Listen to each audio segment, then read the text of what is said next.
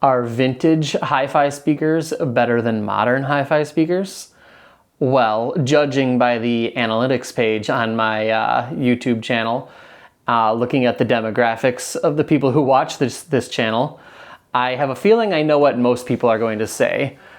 But I also think that the question doesn't have just a simple yes or no answer. And with that, I am AV obsessed, and if you're watching this video, that means that you probably are too. And these are the Infinity Reference Standard 2.5 tower speakers.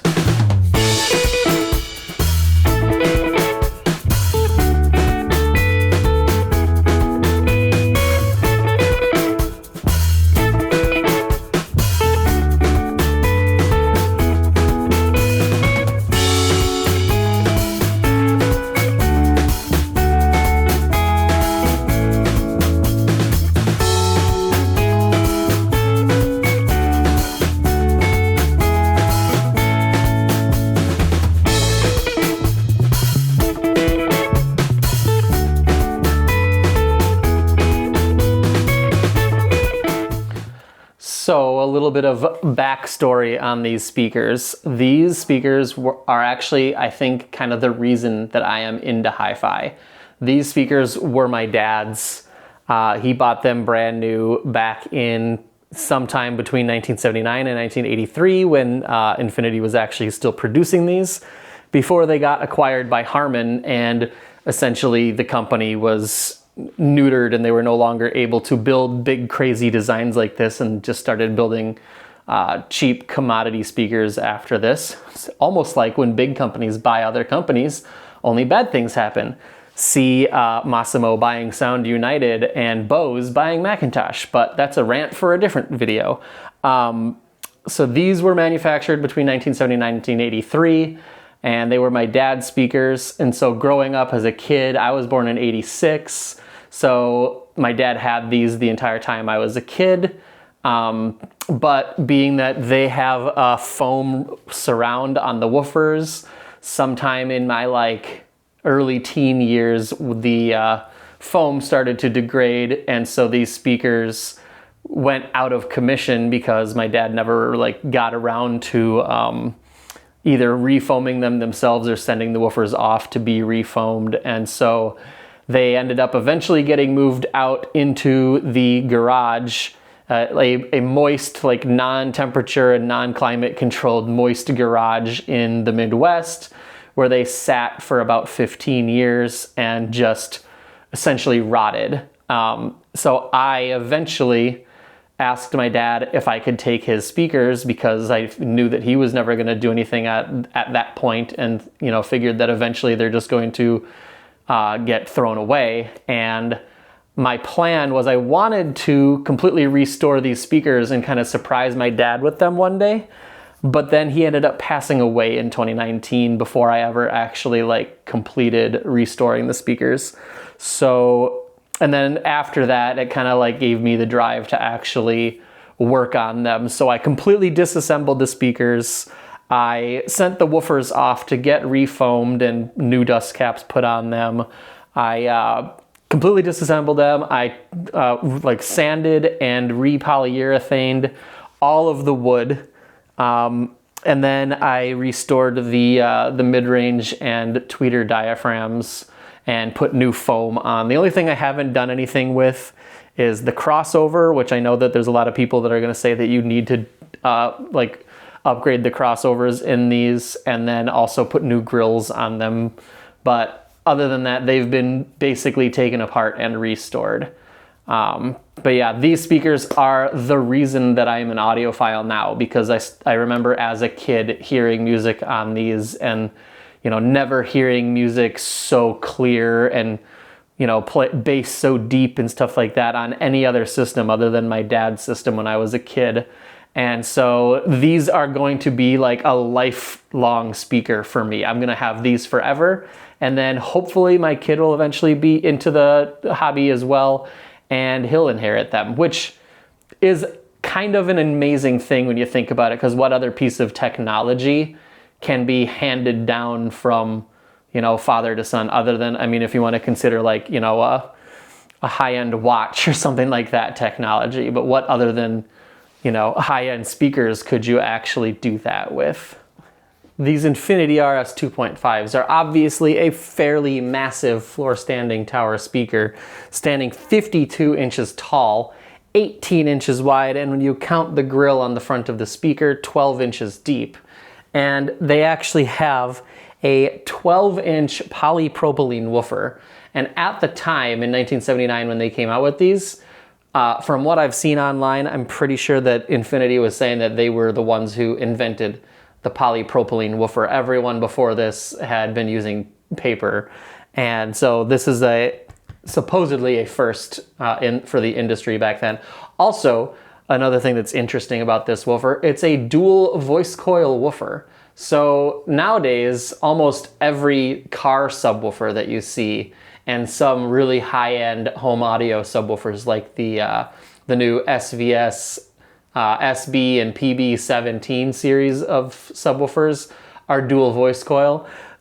Infinity was doing this back in 1979. So that's pretty incredible that they came up with that so long ago. It's just crazy. So this basically means that these are a truly full range speaker, as you'll see when I put up the graphs in a little while. And then up here, I've had some people who don't really know anything about audio and stuff like that look at these and think that there's some kind of heat sinks or something like that. But these are actually the mid-range drivers. Infinity called these the EMIM driver, which stood for electromagnetic induction mid-range. Essentially, this is another really early version of a fairly common technology nowadays, but it's more common in the headphone industry. These are planar magnetic mid-range drivers. So rather than having a cone with a voice coil and then having that voice coil go into a rare earth magnet, and then electricity goes around the voice coil creating an electromagnet, and that's causing the driver to move back and forth. What they did here was these are solid neodymium bars on the front and the back.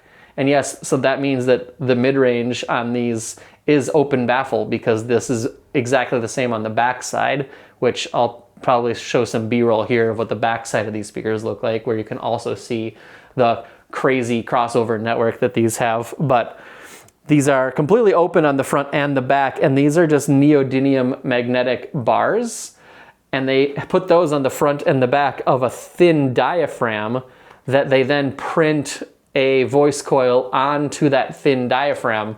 So it works in a similar way as a conventional driver, except for instead of a voice coil wrapped in a circle that goes into a magnet groove and that moves back and forth, you have a planar magnetic, just a flat sheet that generates the magnetic field, and that moves back and forth because of the magnetic bars in front of and behind the diaphragm there.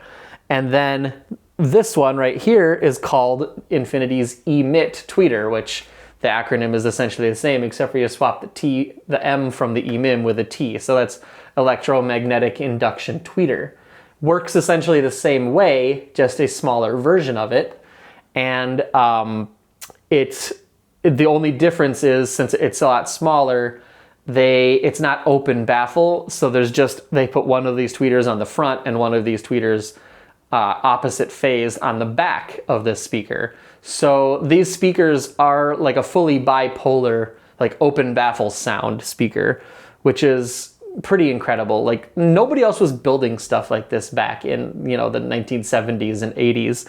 And it just really makes me wish that some of these acquisitions that keep happening all the time, where bigger companies buy up smaller companies that are doing cool stuff like this. I wish that wouldn't happen so much, because I honestly feel like if Infinity stayed around in this same state, building stuff like this, they would probably have, I bet the audio industry as a whole would probably be more advanced than they are now, because their motto back in the day was better sound through science. These guys weren't about snake oil and a bunch of nonsense. They actually measured and tested everything that they did.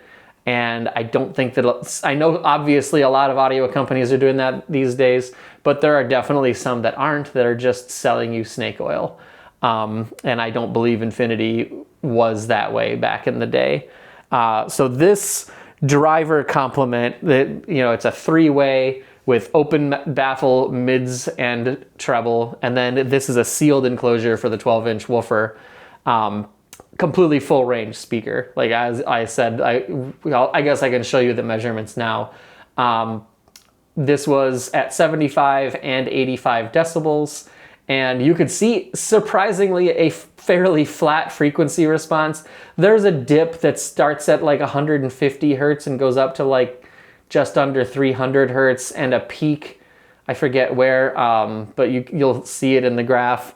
A fairly flat frequency response, which is just incredible for a speaker from 1979. So what do these big old speakers actually sound like? Well, they sound big. They sound massive. For being a giant speaker with a 18-inch wide baffle, they essentially completely disappear in the room aurally. Like something I didn't mention when I had the grills off and I was talking about this one over here, they have that foam that, I mean, I had to replace. The original foam was black, but I couldn't find similar enough foam that was black, so I ended up putting gray foam on there. But that foam that's around the mid-range and tweeter drivers is there to absorb diffractions from the mid-range and tweeter, and that helps a lot with the ability of the speaker to aurally disappear. That, combined with the fact that you're getting equal sound just out of phase from the rear versus from the front, and that sound coming off of the rear of the speaker hits the wall behind the speakers and kind of spreads out, and then that couples with the sound coming off the front of it. I mean, anybody who knows open baffle speakers knows exactly what I'm talking about. Like, the speakers just disappear and they create this giant soundstage. And then also, with those powerful dual voice coil 12-inch woofers, these things hit hard and they hit low. They're a pretty exciting sound to listen to.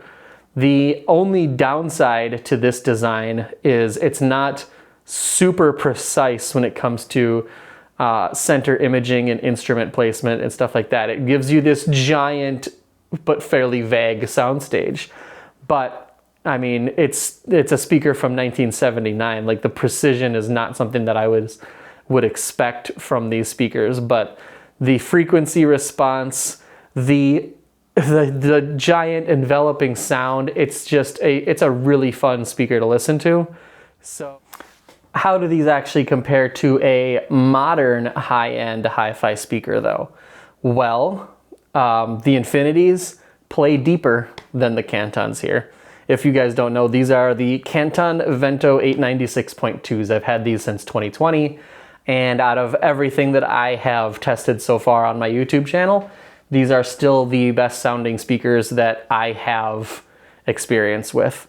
But how do they compare to the giant Infinities? Well, the Infinities win in basically two areas.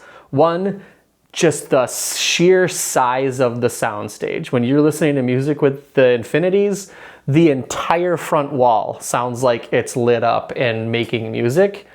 And then also the Infinities play deeper. Like these, I mean, if you don't really demand the deepest of bass, you don't need a subwoofer with these towers. But if you want to get all the way down to 20 hertz and lower, then it is a good idea to pair these Cantons with a subwoofer. Even though they do have the two 8-inch woofers here and a downward firing port at the bottom of the speaker, they don't dig quite as deep as the giant Infinity towers. But in every other category, as far as like the audio goes, the Cantons do win. And that is why they're still my main speaker, why I don't leave the Infinities hooked up in my main system in the living room. These are my bedroom speakers. These are my main living room speakers that I basically compare everything else to when I'm doing my, my speaker reviews. But these things have so much detail, and the mid-range just has so much presence, and they sound so neutral to my ears. There is a little bit of a bump up in the treble, but it's not a lot. It's like 3 decibels from, I can't remember, it's been a while since I measured them, but I'll do a separate review on these later. But I want to say from like 10 kilohertz up to like 18 or 19 is when they start to drop off. I think that these are 3 decibels higher. But yeah, basically the speed of the like mid-range and treble and the clarity and the detail is noticeably better through the Cantons. And then your stereo imaging is so precise with these that I can sit there and close my eyes, and sound effects or instruments that are mixed into songs, like I can close my eyes and I can just like pick out like, oh, this weird sound effect that they mixed in with this EDM song. Like I was listening to the first Glitch Mob album the other day, and there's like a part in one of their songs that kind of just sounds like something moves. Like it literally sounds like it starts off down here and it goes like this up in your root. Like these make that sound so precise, whereas these, it sounds big, but it's not as easy to locate exactly where the sound effects and instruments are supposed to be.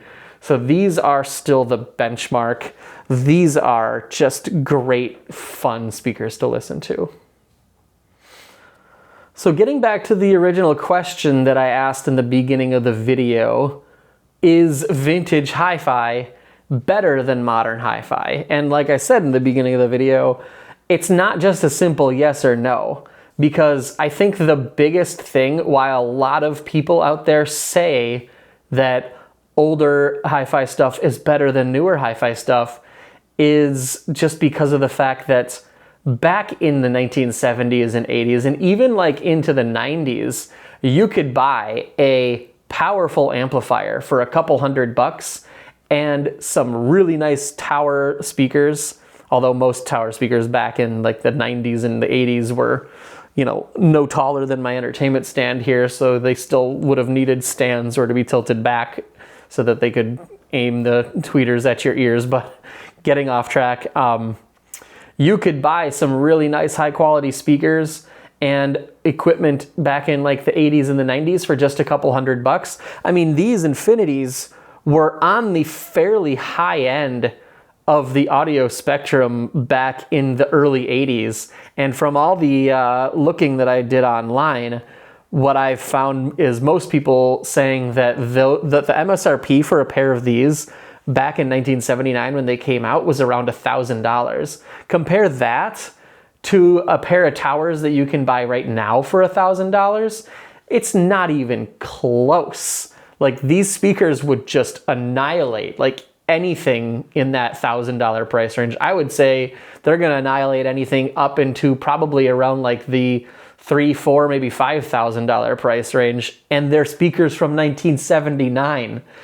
And I think that right there is why so many people think that hi-fi from the old times, the vintage hi-fi, was better, was because of the fact that you could get really good stuff for so much less money back then. Nowadays, if you want a speaker that's gonna beat these, you know, something like this, like the MSRP on these things, it's kind of hard to tell because there's not a lot of US dealers for the Cantons, and also these are the last gen nowadays, because Canton refreshed the line, so you'd have to buy the Vento 90 to get the equivalent size tower. But like the Vento 90, from the couple of websites that I've seen that sell these speakers, they're usually somewhere between $5,000 or $6,000 for a pair.